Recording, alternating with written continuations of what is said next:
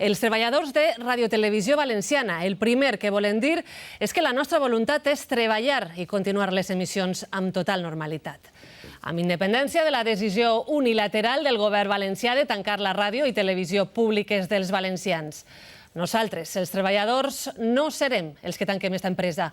Volem mostrar el nostre rebuig a la decisió unilateral del govern valencià de tancar la ràdio i televisió públiques dels valencians. Un mitjà que, recordem, durant 24 anys de servici ha treballat en la vertebració del nostre territori i en la difusió de la nostra història, la nostra cultura i la nostra llengua.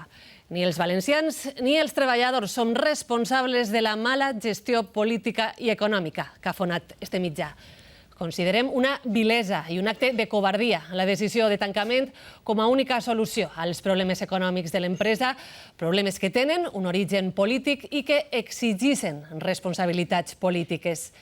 Els treballadors de Radiotelevisió Valenciana denunciem que exdirectius d'esta empresa estan implicats en casos de corrupció lligats al cas Gürtel.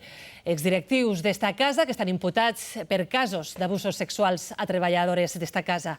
Exdirectius d'esta televisió que han fet un ERO il·legal i ara els treballadors han de pagar els plats trencats i renunciar a un servici públic. A més, lamentem el menyspreu del govern cap als treballadors que ens hem assabentat de la notícia del tancament a través d'altres mitjans de comunicació i ningú ens ha comunicat encara la decisió ni com s'executarà ni quines seran les seues conseqüències.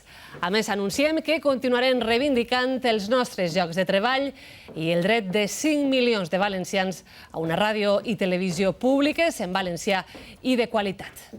A nosaltres només els lleven la faena, però recorden, a vostès els lleven la seva televisió i la seva ràdio, la televisió i la ràdio de la seva propietat.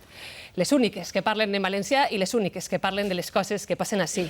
Una decisió i una gestió política que no es le furten només a nosaltres, es le furten sobretot a vostès.